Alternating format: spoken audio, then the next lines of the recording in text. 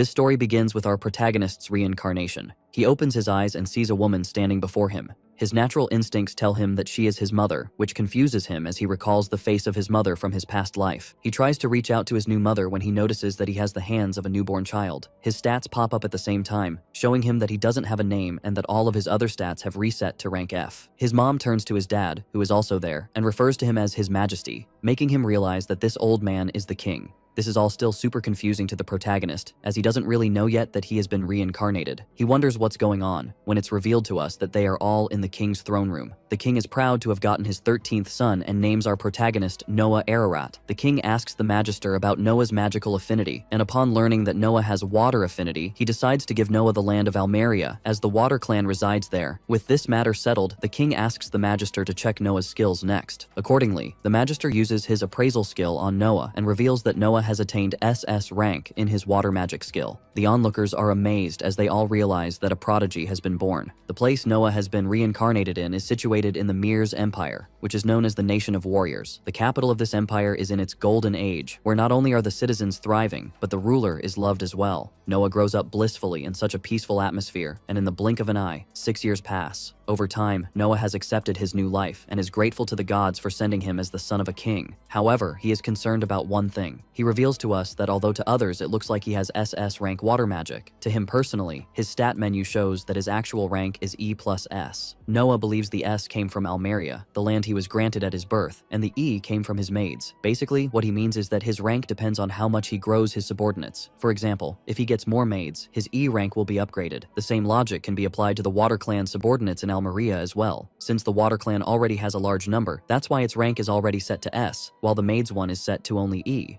Noah has also noticed that although his current level is only 1, its range is set to infinity, meaning there is no level cap placed on him. He gets up to have lunch, and his 3 maids prepare him. As he goes out, the maids comment to themselves about how this kid always has a grave expression on his face. They don't understand why he is always so calm and composed when the other boys his age are always playing around cheerfully. One of them assumes that this trait came to Noah genetically because he is royal born, but they don't have any other theories for now. At the lunch table, Noah starts eating alone in silence while 8 other maids just stand there watching him eat when Evelyn enters the room and informs Noah that the crown prince and the 4th prince wish to meet him. Noah already knows that he cannot afford to disrespect the crown prince, even if it is by accident, so he heads there immediately and kneels down to his older brother, Albert. Albert is almost 30, and although he is the 2nd prince, he is officially the heir to the throne, indicating that something might have happened to the 1st prince. The 4th prince, Henry, who is 21, is also there, and he comments on how Noah is as gentlemanly as ever. Albert agrees with Henry and states that Noah might make a fine chancellor in the future. Not wanting to get sidetracked, he explains why he called Noah there, stating that he has a present for him. He signals to one of his subordinates outside,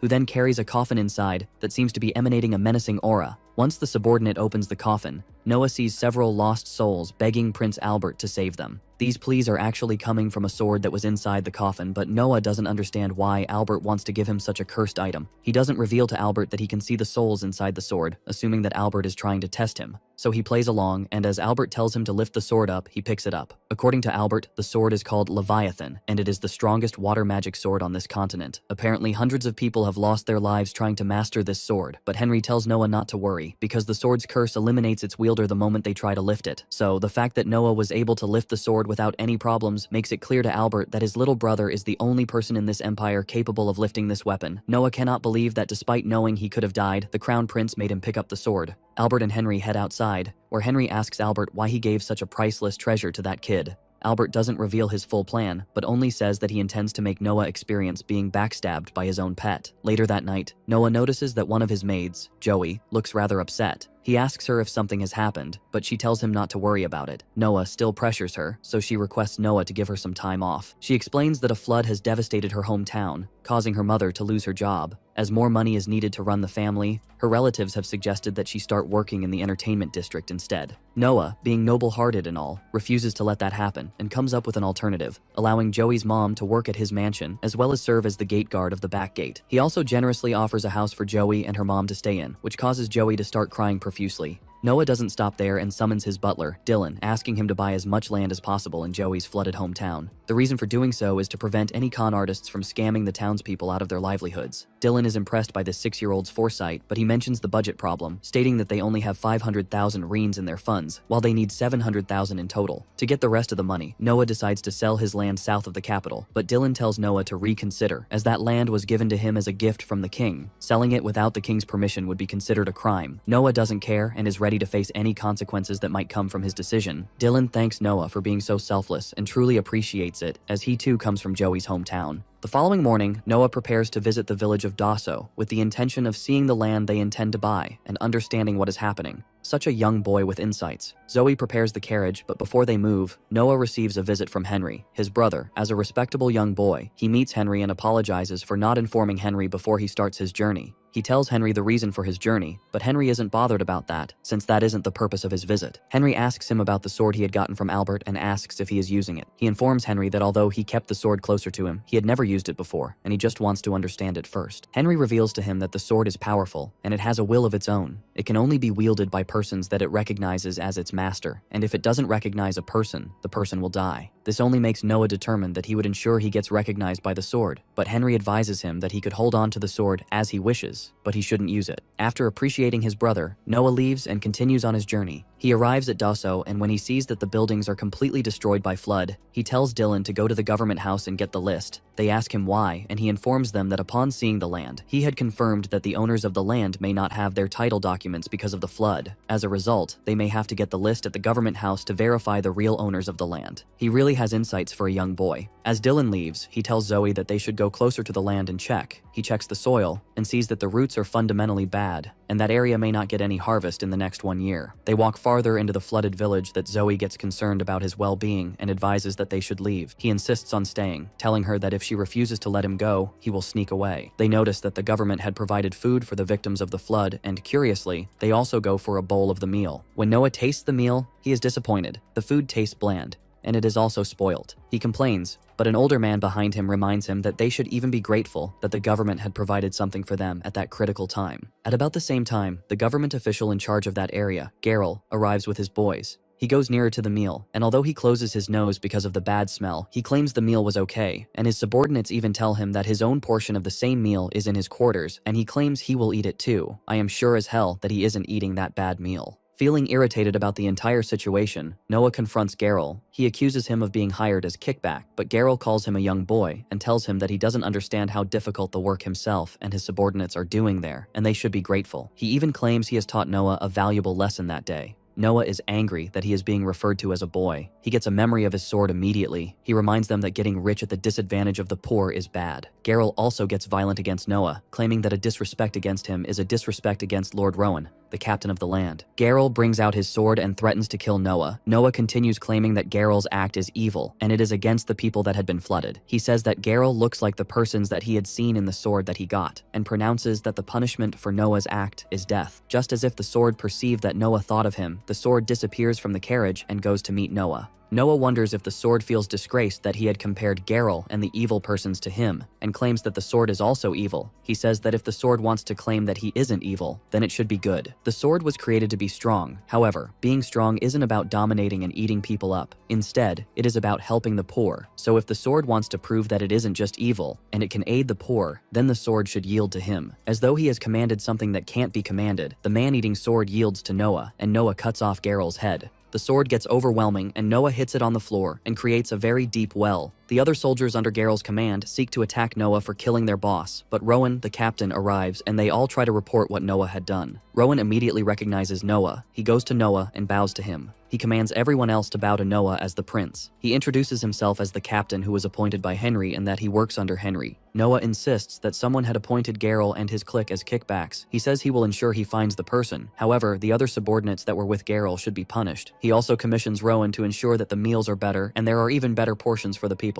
The people are happy. They praise Noah, and they are so excited. Meanwhile, Prince Albert gets a report that Noah was able to subdue the man-eating sword. He is not shocked. but just feels excited that Noah may be useful for him. The Emperor also calls Noah. He goes to respond to the Emperor, and when the Emperor talks about the fact that he had sold the land that was given to him as a gift and used it to save a displaced village. Before Noah could apologize, as he had assumed he had offended the Emperor tells him thank you. He appreciates him because he had not only saved the persons that were affected by the natural disaster, he had also stopped the man-made hunger disaster that was also looming. As a result, it has stopped the rise of selfishness of humans that can want to do the same thing. He asks how Noah could think of something like that, but Noah claims it is just because he had a maid that was affected, and it was just perceptive. The Emperor also reveals that he knew Noah had mastered his water skills at Dasso, and Noah says yes. As a result, he tells the priest to check Noah's stat. Noah assumes that the only thing that increases his stat is getting more maids. He also wonders if the priest will also see the stats that he originally sees. The priest checks his stat and sees that he now has SSS rank in his water skills too. His father, the Emperor, feels excited and tells Noah to aid him in the administration of the kingdom better.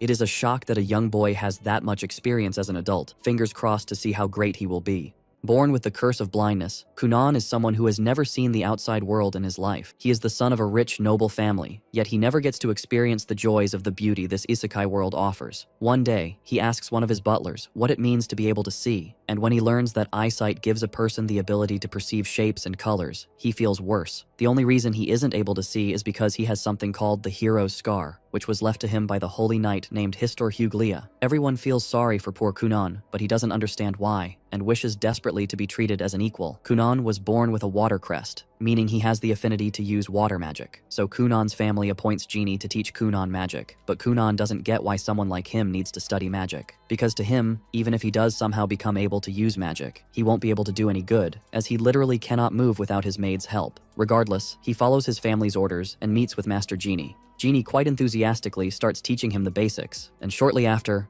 Kunan learns the most basic spell of them all called Aori, which allows him to manifest a small body of water. The sad part is, he doesn't even know what happened after he cast the spell, so Genie rather patiently explains the visuals to him, telling him even the smallest of details so he can visualize the image in his mind. While explaining the visuals, Genie accidentally describes the body of water as the size of an eyeball and immediately apologizes, thinking she might have offended the poor kid. However, Kunan realizes something else from her given analogy. He theorizes that perhaps if he learns magic, he will one day become good enough to create actual eyeballs that will allow him to see. With this new goal set in mind, Kunan becomes optimistic for the first time in his life. Even when eating food, he properly checks all of the ingredients and tries to create a visual image in his mind of how they might look. Seeing Kunan being interested in food all of a sudden makes his maid so happy that she gets excited to cook even more delicious stuff for him. One day, another teacher named Flora is appointed to be Kunan's book reader, and Kunan excitedly requests her to read him some history lessons, specifically the story of Histor Huglia, the holy knight responsible for his blindness. Flora hesitates, as she believes that this story might be too painful to hear for poor Kunan.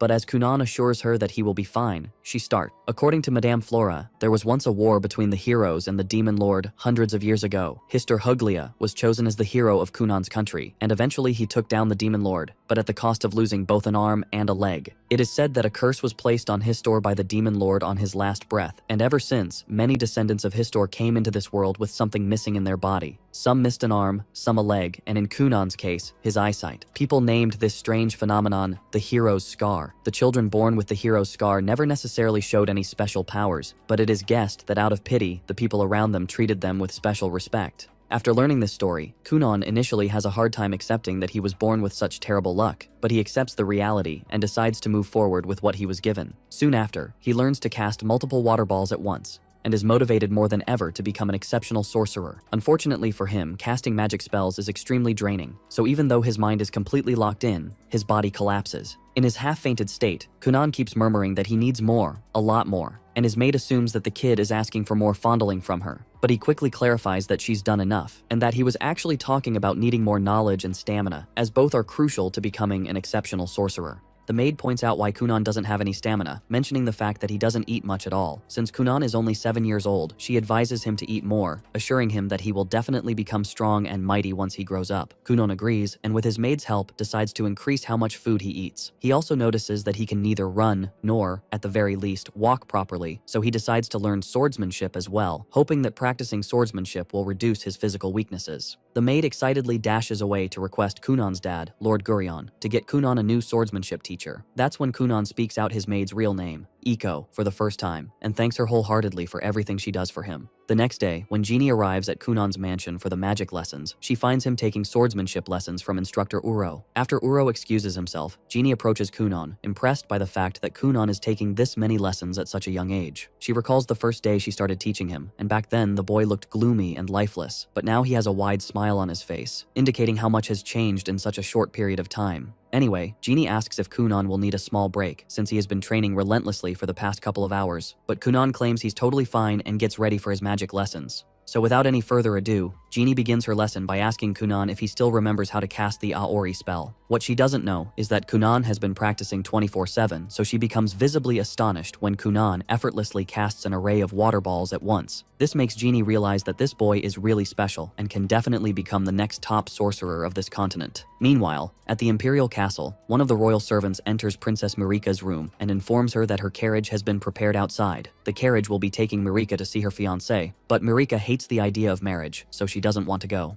She believes that her fiancé feels the same, revealing that he is none other than Kunan. She doesn't necessarily hate Kunan, but his gloominess has always been a huge turnoff for her. Unfortunately, she doesn't have a choice, as it is her father, the king's orders. On her way to Kunan's mansion, Marika explains why her father chose this cripple for her. Apparently, Kunan is considered widely to be an important individual because of the hero's scar, so in order to please the people of the kingdom, the king made this political decision. She recalls the first day she met Kunan. She was initially happy that she was about to marry someone her age, and took him out of the house to go play together. But when she asked him which games he liked, he replied with a sobbing face that he liked nothing at all, nor could he do anything due to his blindness. Marika doesn't want to be the wife of this boring, gloomy idiot, but much to her surprise, the boring, gloomy idiot has turned over a new leaf. As Kunan welcomes Marika with the widest glowing smile, she initially wonders if he's an imposter or something. She turns to Kunan's maid, Iko, asking her if this is really Kunan, and Iko nods, confirming that it's really him. The maid also takes a moment to compliment Princess Marika, stating that if she were an old man with mental issues, she would snatch her away from Kunan.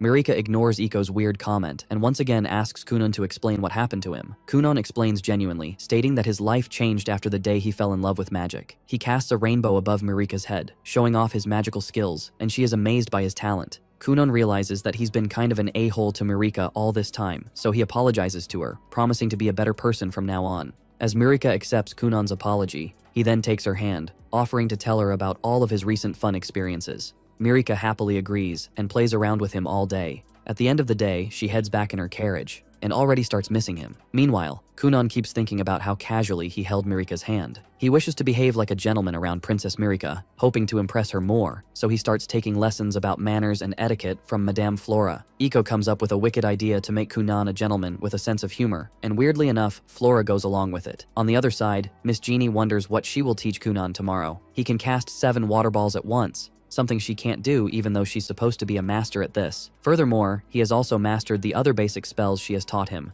so she gives up, admitting that there's nothing else she can teach him anymore. She wonders for a second if she should take it to the next step and teach Kunan intermediate magic spells, but her job was only to teach Kunan elementary magic. There's also the fact that teaching intermediate magic to a 7-year-old can turn out to be dangerous, so she wonders what she should do. As she is paid by the hour, she can't just quit her job, as she's got many bills to pay. So she gets to work, coming up with plans on what she should teach this young prodigy tomorrow. The next day, she heads to Kunan's mansion, only to find out that the boy's character has changed yet again. She tries her best to ignore it, and focuses on teaching Kunan how to change the fine details of his magic, for example, how to change the temperature of his water balls. Kunan gives it a try, and changing the inner characteristics of the water makes it taste like apple juice. After witnessing this, Genie is left completely speechless. She stayed up all night preparing a week-long lesson to teach Kunan magic alteration, yet he somehow completely understands the theory in less than 5 minutes and masters the technique instantly. In any case, Kunan is now able to feel shapes and scents, which is why he is able to alter them in his spells. However, he doesn't have any concept of what color is, so he can't yet fully create a proper magical object. So he makes it his next goal to understand colors, and out of the blue, no pun intended, he starts to feel colors as well.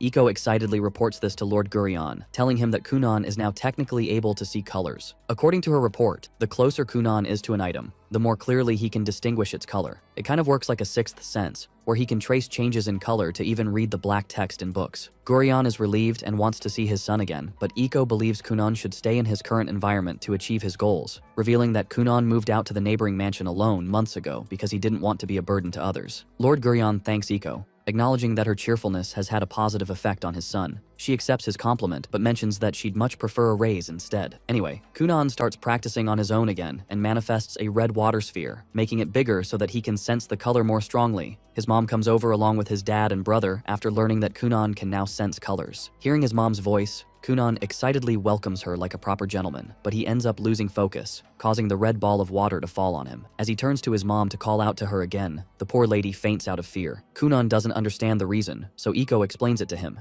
telling him that the color red is also the color of blood, which is considered an unpleasant sight. Although the maid is understanding, Lord Gurion is not. He thinks that his young son pulled a prank on them, which makes him mad. So he scolds Iko for spoiling Kunan, threatening to cut her pay for it. He then turns to Kunan to give him a round of scolding as well. Jeannie arrives at that moment, and seeing that Kunan has once again improved his magical abilities on his own, she believes that this boy might actually become the greatest sorcerer to have ever lived. The young boy with the scar is now 9 years old, and his father, Gurion, is now concerned about his education. He calls his brother and tells him of his intention to take him to school. He informs his brother of the plan to take him to the noble school, but his brother had a concern. Kunan had never been out of the castle since he was born, and he thinks Kunan may have problems relating with others outside the palace. Gurion had also considered that issue, which is exactly the reason he called Kunan's brother first. He begs his brother to help the boy in school and ensure that he doesn't have an issue.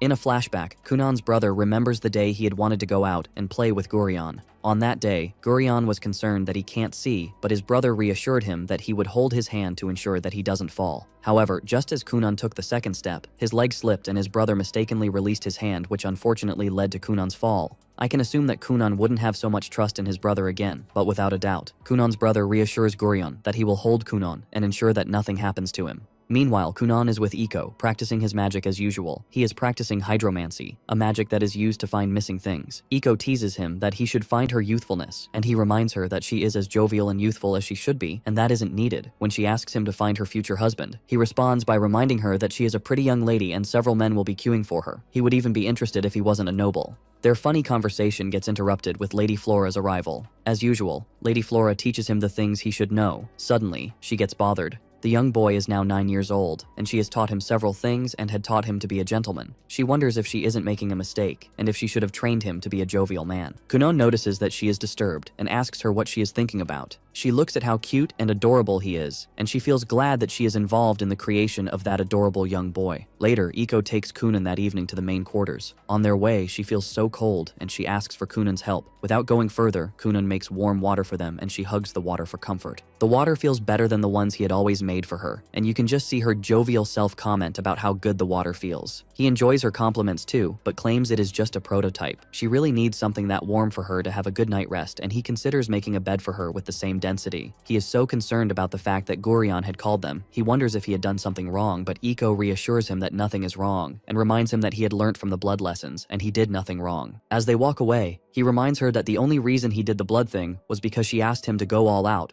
She also doesn't hate the act, but Gurion hates it, so their opinion doesn't matter. They arrive at the castle, and the servant greets them. He sights his brother, Ixlo, and recognizes him immediately. He greets his brother, and he escorts him to their parents' room. On their way, Ixlo asks if Kunan needs him to hold his hand, but Kunan says no, he has grown, and he now understands his environment and can walk. Ixlo thinks about the days he used to hold Kunan, and seeing his brother grow that much makes him excited. Kunan notices that his brother is deep in thought and asks, but Ixlo claims it doesn't matter. They arrive at their parents' room, and Gurion tells him what Miss Flora informed him that he had completed the entire elementary school lessons, which is quite great. However, he now has to attend the noble school. Gurion tells him that every noble has to attend the school and it is part of their requirements. However, because of Kunan's special condition, they had gotten the permission of the king to train him at home. However, he will be at a disadvantage if he doesn't go to school at all, so he should consider it. Kunan refuses vehemently. He tells his father that he isn't interested, and since it isn't compulsory, he doesn't want it. He starts thinking that his father just wants to chase him away and asks if his father is angry about his allowance, as his father had always complained that he was spending too much. Gurion insists that isn't the case. It is just necessary as a noble. He asks again if it is because of the last blood incident, but Gurion claims otherwise. His mother and Ixlo try to calm the very difficult situation to no avail. When Kunan eventually calms down, Gurion tells him that the reason he should go is because nobles who don't attend the school are always at a disadvantage, and his fiancée, Mirika, will be looked down upon if he doesn't go.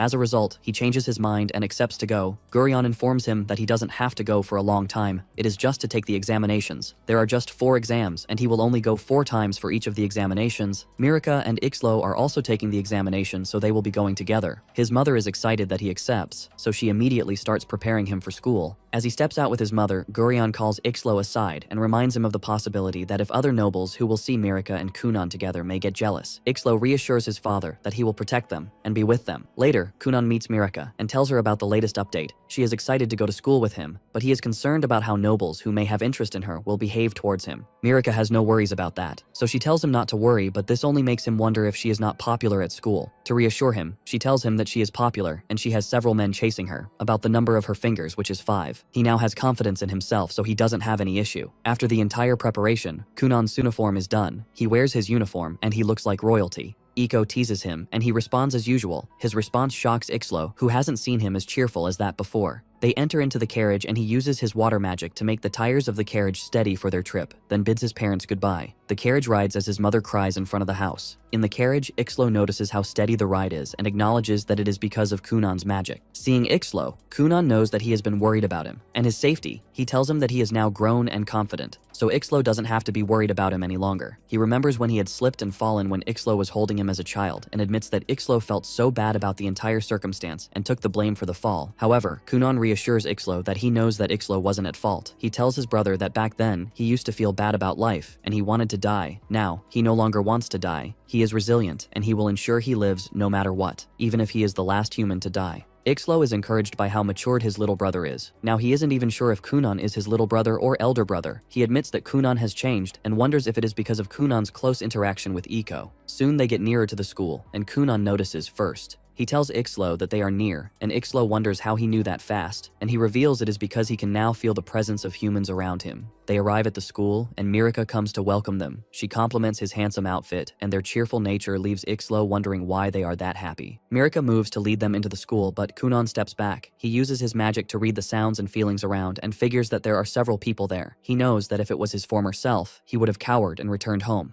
But with his present self, he would never stop, and he won't be a coward. He turns to Mirika and asks if she could give him the honor of being the lady among them that day. He asks that she holds his hand and lead him into the school, and she holds his hand as he wishes. In the school, Professor Cast, one of the teachers in the school, waits for Kunan's arrival. She is bothered because she knows that Kunan has the scar of the hero, and doesn't know if she has the ability to take care of such a child, as she has been given the order of taking Kunan around the school. In the middle of her thoughts, she hears the ladies in awe of how handsome Kunan is, as they haven't seen a child as handsome as that. Without caring about what the other students were saying, the kids walk into the classroom and they walk past Cast, who watches them in awe too. She returns back to herself and she immediately walks to meet them. She introduces herself as the person in charge of Kunan and Kunan greets her. He bends like a lady and tells her that he has to be a beautiful lady for that day. Cass doesn't understand what he means, but he insists that although he is biologically male, he will be a woman that day. She is confused, but she doesn't bother. Since she has to take Kunan around, Kunan bids Mirika and Ixlo goodbye and hopes to meet them later for a meal. Some students watch them from the building beside them. Among the students, and the leader of them, is Prince Lyle, the 6th prince of the kingdom and Mirika's brother. His friends, who doubles up as his subordinates, talk about Kunan. He is the first person born with the hero scar in about 100 years, and he had gotten the blessings of the king. They immediately realize that Lyle isn't comfortable with the conversation, so they change the conversation not to annoy him. Cass takes Kunan to the classroom. She asks if he had heard about the advancement examination, telling him that there are 5 of such examination, and although they are to be taken in a long period of time, she has gotten orders from the king and Gurion that Kunan should take the 5 examination within a short period of time. Although Kunan knows of this reality too, but he knows it is nepotism, he tells Cass that his father and the king are close friends, which was why they had made that exception for him. However, he knows it is bad, and it is against the integrity of the school. Cast isn't interested in conversations that deals with the politics of the city, so she tells him to just do his exam and stop talking to him. However, he doesn't stop. He keeps talking until he finishes the examination. Cast takes his papers and goes to mark them. She is so shocked that he got all of his answers right without missing any of them. Kunan meets up with Mirika so they can have lunch. However, before they get to the diner, Lyle meets up with them with his subordinates. He asks to confirm if Kunan really has the king's blessing. Mirika feels flustered and Kunan notices it, although he doesn't know who the boy is. Ixlo also comes there and tries to calm Lyle down, but Lyle keeps causing trouble. To protect his fiancée, Kunan takes the water from a nearby cup and pours it around Lyle's trousers to make it as if Lyle had wetted his trousers. Then he calls everyone's attention to the fact that Lyle wetted his trousers. Lyle denies doing that, but evidence speaks for itself, so Lyle walks away with his friends embarrassed and angry. Both Marika and Ixlo know that Kunan was the one who did it. Ixlo looks at him suspiciously, but Kunan only tells them that they should go to eat. As they eat, Kunan asks them who Lyle is, and he is shocked to find out that he is his future brother-in-law. He wonders if brothers can be mean to their siblings, since his own brother isn't mean, and he is shocked to find out that there are brothers who won't care about their siblings. He is just glad that Ixlo is his brother, and Ixlo cares about him. Ixlo is however bothered by the fact that they have looked for the trouble of a very big person, but Marika tells him Kunan is just like that. Ixlo just hopes they don't get into any more trouble. Kunan seems to be having a good time. I really hope he won't step on more legs.